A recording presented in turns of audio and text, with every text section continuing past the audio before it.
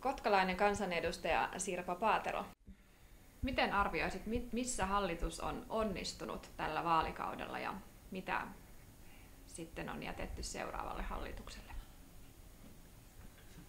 Hallitus on onnistunut hyvin siinä, minkä valtiovarainministeri on todennutkin, että kaveria ei jätetä. Ja se on tarkoittanut kyllä oikeasti sitä, että kaikki heidän omat kaverinsa ovat tämän hallituskauden aikana saaneet paljon hyvää lisää, eli verohelpotuksia pääasiassa.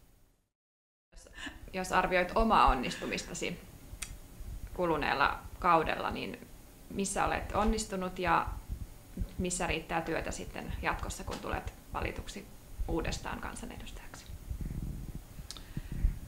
Oma profiili käytiin tässä läpi semmoisella selvityksellä, ja siellä itse asiassa tämä työllisyyskysymys nousee ykkösenä, kun meidän alueen ihmisiltä kysyy. Ja se oli se myöskin, mihin mä sain eniten palautetta, että siihen pitäisi tehdä lisää. Jotenkin mä koen, että se on varmaan se ykkösasia, mihin pitää niin kuin enemmän pistää paukkuja.